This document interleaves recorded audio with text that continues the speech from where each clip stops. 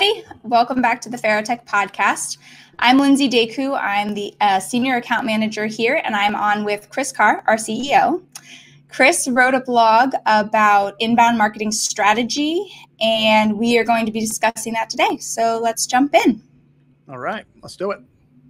Okay, Chris. So you wrote this blog about basically how to get more from your marketing strategy paying less. With the clients that you have worked with in the past coming to Farotech for help, what is the biggest mistake that they're making, or some of the biggest mistakes that they're making with their marketing currently? Well, I think it usually comes where they come from. And what happens here is a lot of times people will say, hey, you know what? I'm looking for an SEO company, or I'm looking for a social media company, or, you know, it's what I kind of call like silver bullet marketing. It's like saying, hey, you know what? If I could get on the first page of Google, all my marketing and lead generation problems would be solved. And it's kind of dramatic. I'm like, why do you want to be on the first page of Google? I'm like, well, we want more leads. I'm like, well, if I get you on the first page of Google, but they get to your website and your website's terrible, you know, does it matter? And you start to work backwards and you start to say, you know, do you need social media? Do you need SEO?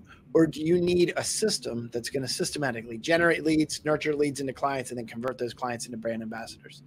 Because I think at the end of the day, they want results. And it's very easy to just say, you know what, I need a plumber. I'm like, no, you need it. So you need a toilet that works.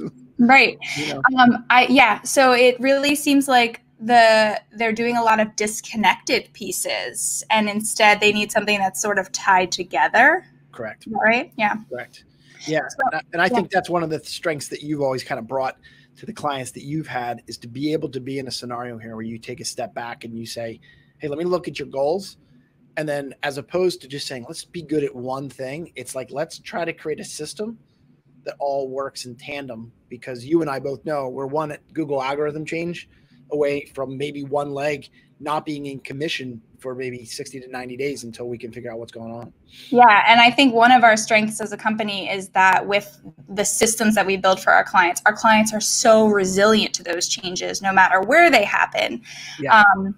So I really, and the other thing is I see a lot with clients, once they're like in with us, once they sign with us and actually start to get to work, is that they have these ideas of, oh, we want to do this, but there's no thought to the follow-up, like the what happens next. So you want to do like this, whatever, outbound campaign, but then like what happens when those people actually click on your email? Like, where do you want to send them next? And always thinking of the next steps. Yeah.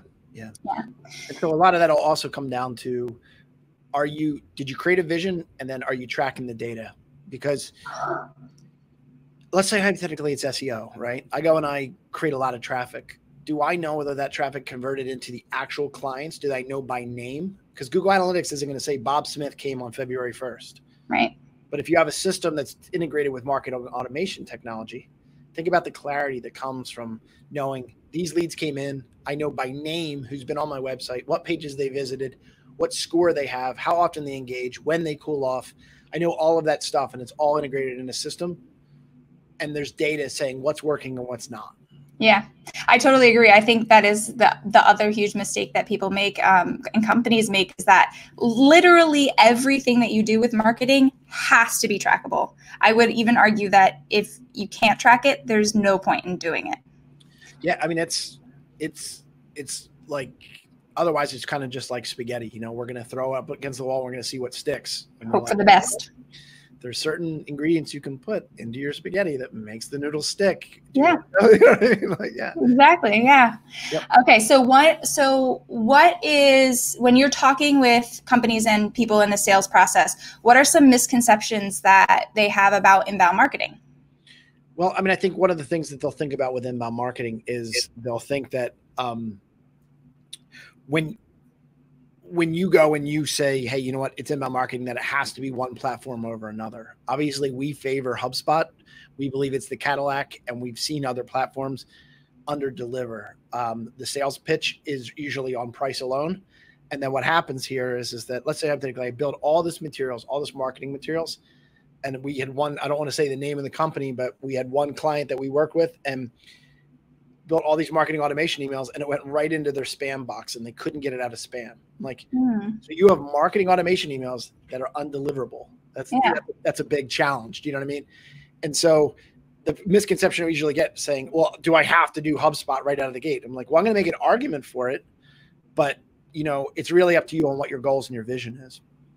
Yeah, and I really appreciate about HubSpot, obviously it is the Cadillac, but over the years, they've kind of heard people say that price is an issue. And they've really created with like the starter, like HubSpot Starter and the free CRM, they've really designed it to grow with you. So if you are smaller, just starting out, HubSpot is a great tool that you can leverage for pretty affordably to start out. And then as you grow, it completely scales with you. So I'm a huge HubSpot fan too. Yeah, I think a lot of us are. Yeah. One other thing I like about HubSpot is that a larger company has been sold on the idea of two different things. One is usually Salesforce is a really big brand, and Salesforce has to be the only thing that I do, or even Magento. Now the problem is that both of those platforms, they might be able to get you in, and they might be able to say, you know what, we are the enterprise, we are going to be what you need to scale. But like Magento alone, like in other words, if you don't have a full-time employee that's working on your Magento, it's going to be extremely difficult for you to do the same things that you can do in just a few clicks in HubSpot. And, when you do a side-by-side comparison, I think Magento wants to say HubSpot is an enterprise, and what HubSpot's done over the last years, I would argue that they are very much as enterprise as Magento is. I mean, do you mean Marketo? Oh my gosh, am I saying Magento? Yeah, Marketo. Different software. Yeah. Thank you. Yeah, absolutely. Yep. But yeah, I agree. HubSpot has really stepped up and become all that Marketo has, but totally user friendly. Yep. I mean, I definitely think that there is place in the market for Marketo, but the large majority of companies are never going to get to the level of sophistication that would require that. But they feel like they need to have these name brands like Salesforce and Marketo. When, like I think it's like when you're ready for Marketo. And 90% of companies probably aren't. Right. I think that and the efforts that HubSpot has made in the last couple of years, I think they just need to prove themselves in that like multinational corporation space, because I think it would even fit them. They just need to be proved out in that space. Sure. Yeah. So did you want to say something else there before I go on? No. We can continue. Okay. So I wanted to ask about inbound and outbound strategy. So is there a place for outbound in an inbound marketing campaign? Yep. I would say there absolutely is. I heard this phrase the other day. It was like a quote from like Abraham Lincoln, and he was saying something like, I listen to everybody, even if it's to decide what not to do. In the beginning of this process, we were totally sold on inbound from a HubSpot perspective, that inbound was the only thing, and outbound is just interruption and whatever it is. And while that feels good rolling off your lips, it hasn't been true to form from what I've seen. What I mean by that is that inbound marketing is an awesome system that will generate leads and do those things. But there's just going to be a lot of people out there that don't know you exist. And we can try to wait for your brand to catch up so they know you exist, or you can interrupt their pattern and you can do certain things through paid advertising and other things to make them come in. Now, I would say that inbound marketing over the years has adopted paid advertising. And so, I think the name is inbound, but I think that you can tell just by the way the software is built now that inbound and outbound is a very blurry line. Yeah. I don't believe that you can. I don't believe that you can solely grow inbound without really aggressive SEO, and SEO doesn't happen overnight. And so what you have to do is you have to figure out what is your goals and what is your vision and what's your patience level. If you're going to be solely inbound. Yeah, I agree. And a lot of clients come to us, and when they hear that it's going to take time to build that foundation, and, it takes 3-4 months to actually get their SEO to where it needs to be so that they have people coming to them, it can be a little like disheartening. So I think having that additional resource of the paid ads, or even, outbound emails, whatever is going to work for the industry, as a kind of stopgap is really helpful. And getting, like, allowing clients to see those immediate results is great. But again, it's about having that next step planned. So when you have the foundation lead, Yep, those people that come to your website actually like have a place to go and are engaged, and you have a place for them, and you can stay in touch with them over time. Yeah, I mean, that is something that we share. Like, we have a visual for that. That's basically saying, you know what, inbound alone, if you just did inbound alone, it probably takes about 6 months to really start to see, see that hockey stick shaped curve. Mm-hmm. But what we'll probably do is try to move on so that we're in a scenario where, sorry about that.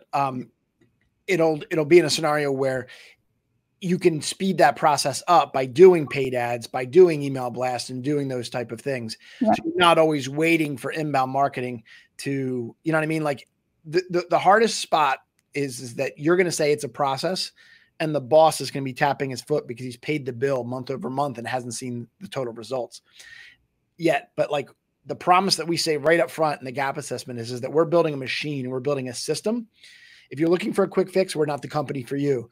But if you want to be able to build a 3 to 5 year roadmap to 5x to 10x your business, we're going to have to build the system for you. And, I know you want to see results right out of the gate, but as soon as we get done onboarding, this is sort of what a traditional growth curve looks like. Mm-hmm.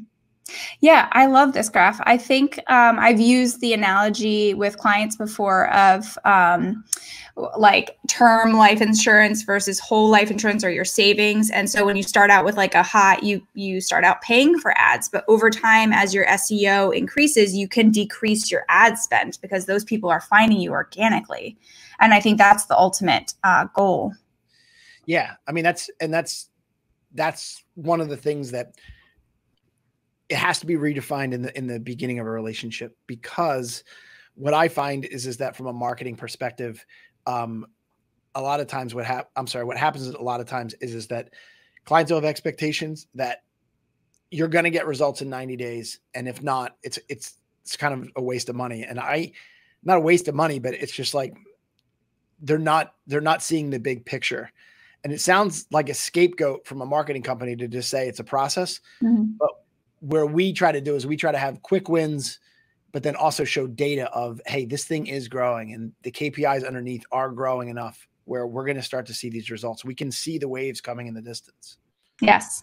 Clients, yeah, they love that initial return with those quick wins, but they also love to see that graph of their keyword rankings like grow over time. I totally agree. I mean, one other thing, and I'll show you one other graph here, is that give me 1 second here. One other graph that I have here is sort of saying that in this process, what happens is this is what we call a growth-driven design model. And a growth-driven design model is commonly set up so that, let's say hypothetically, they build a new website or they hire a new marketing company. And then 3 to 5 years later, or maybe even a shorter term, they're saying that marketing company didn't work out. So we're going to either build a new website or we're going to do a different thing, and we're chasing trends. And so I kind of call that like bad idea number 1 and then bad idea number 2. What I mean by that is, are they growing? Yeah, they might be growing. But what I kind of view that as is sort of just reinventing the wheel. And you know what? What I'd rather be able to do is be in a scenario here where we kind of look at it like it's kind of like the Apollo rockets, that in the beginning, when the man first landed on the moon, we shot the rocket up in space generally at the moon. But then we course corrected it. We moved left and we moved right. We moved left and moved right. And we eventually got to the moon and back to Earth safely. The same thing happens with marketing. We're going to develop that really firm foundation. We're going to use best practices. But if we were really honest, we're sort of just guessing. But what we're going to do is we're going to set up that marketing plan. And what we're going to do is we're going to measure, and we're going to keep measuring, and we're going to be adjusting and moving left and moving right. And we're going to change titles, and we're going to optimize SEO. And we're going to re-optimize SEO. And we're going to A/B test, and we're going to figure out what's working and what's not working. So that if I move left and right, I'm basically sharpening that spear, over time by just making small adjustments. And when you do that, your growth is consistently higher than making these big, broad changes. Yeah. I love that analogy. You have your goal in sight and you just course correct as you need to get there. And I really like I think clients appreciate too, is when we make those adjustments, we can show them the data, why we're making those adjustments, and, you know, reallocating their budget where we need it to go to get a bigger return. So I think that's really important. Yeah. And I think that one of the things that I think that we try to do very specifically is, while we come off as subject matter experts and we're going to tell you what's possible, we're going to get buy-in from the client before we make moves. And so a lot of times, if a client would ever leave us, we have a really high retention rate, but if the client would ever leave us, I would say, well, what part of what we did you disagree about? My job was to give you all the data and all the options, and then we chose together. So if you're mad at me, you should also be mad at yourself a little bit, because we're in this together. We're partnered. You know, it's not like we went rogue and said, this is what you need to do. And they were like, well, we disagree. And like, well, we're going to just do it anyway. Right. You know what I mean? And that kind of shows the power of partnership. And so when we talk about a blog as saying how to pay less, what it's really doing is it's changing how we hire, how you're going to hire for marketing. And what I mean by that is, let me kind of give you an analogy here. Let me see if I can do this justice. In the beginning of the process, what you're going to see here is, give me 1 second here. I'm just going to share my screen one more time.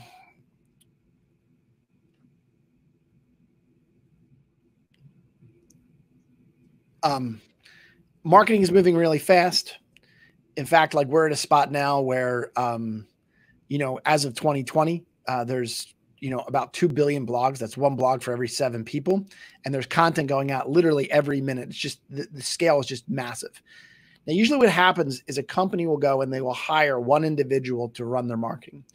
That person might be a CMO, might be a director of marketing, or it's just a marketing guy or gal. And that person, like, could be awesome. They could be amazing. They could really, really, really know a lot about marketing. And we work with a lot of partners that have that person, and we do really well in a partnership with them. But that person, I'm calling him Mary Marketing. Mary has a stack of papers on her desk that's a mile high. And you say, hey, Mary, how you doing with SEO? And you're like, well, we're good, but we could always be better. It's on my list. Or how you doing with automation? Good, but it's on my list. The reality is that marketing is moving so fast that it is not even close to being a one-person job. In fact, you need subject matter experts in each of these critical areas. So Mary would have to know, like, just the capacity to know all the critical things that happen in each of these areas. It's just too much. And so what happens here is Mary's going to go and she's going to say to the boss, you know what, I need to hire someone to write content. And so that's going to increase overhead. And then we're going to outsource some social media. And then, you know, SEO is really hard, so I'm going to need a subject matter expert for that. I'm taxing my web guy, and everything has to remain on brand. And what happens here is you just got a lot of money going out the door. But what I want to be able to do is implement a system that's a team-based approach. And that's what we do at Farotech. So we have the subject matter experts here. All they do is thinking about their craft. They're always thinking about their subject. And what happens here is that you get an account manager and you get access to these subject matter experts that are going to do the work on your behalf. And when you compare that with hiring internally or using multiple vendors, it's going to come in at a deep, deep discount. Yeah. So when I write a blog and I say something like, hey, you know what?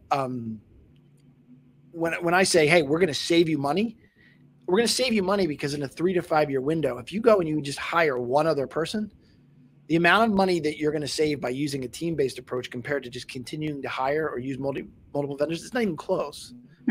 So that's where the money comes in. Yeah, and we are so focused individually on our specialties that we are always learning, always innovating, always growing in our specific lanes. And I think that, like, even the spend for having to educate all of your individual hires would be excessive when you have a team that just does it for you. Correct. Yeah. Yep. I can think of one client in particular that she is the marketing Mary, or Mary Marketing, that her company basically expected her to just do all of this stuff. Like, here's your budget and you just have to go and do all of that. When she came to us, she got to look like a rock star because we became her marketing team. And she just blew it out of the water. Yeah. I mean, that's the thing is I want them to know their own product, their own service, their own messages, but we're the team that has the time that they don't. And so they're going to do what they need to do, and we're going to be the team in the background getting the stuff done. Yes, exactly. Okay, so when you mentioned at the beginning of the process, do you want to talk at all about the GAAP assessment? Yeah, we can definitely do that. And so I keep on wanting to go back to the subject line that talks about how to pay less. And let me kind of tell you what the opposite is. The opposite is you go and you hire a company and they do really great marketing. And then you find out later on that, you know what, if they knew more about your company and your goals and your vision and where you were going, they would have crafted their message differently. So now they're 9 months in, they're learning more about the company. Now they have to go back and they have to redevelop the marketing materials to fit that bigger vision.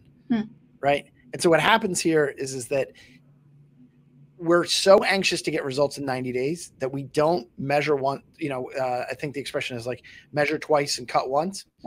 You know what I mean? I want to be in a scenario here where we took a lot of time up front to know everything about how to scale your business by 3 to 5, maybe 5 to 10x.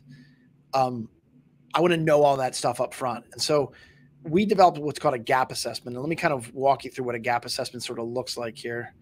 I'm just going to try to get to the right slide before I start. So in that process, when I'm looking at a GAAP assessment, there we go. When I'm looking at a GAAP assessment, what we do is we develop this book, and the book is not for the faint of heart. I mean, it's pretty thick. It's got a bunch of tabs. It looks like a phone book. But what it is your 3 to 5 year roadmap that they're going to find your gaps, your opportunities, where to grow, and how to figure out what ROI looks like. In that process, I'm also going to develop a scorecard. And you can kind of help me unpack the scorecard here. But essentially what we're looking at here is where are your strengths and what are your weaknesses, but what are your priorities? And over the 3 to 5 years, I want to get everything that's red, I want to get that to green. Because what's going to happen here is that's going to allow us to figure out your outbound campaigns. I'm going to be able to see your competition. I'm going to be able to see your SEO and marketing penetration values, be able to compare you versus your competitors. I'm going to be able to cherry pick what keywords your competitors are using and basically try to buy them or SEO optimize for them on pennies on the dollar.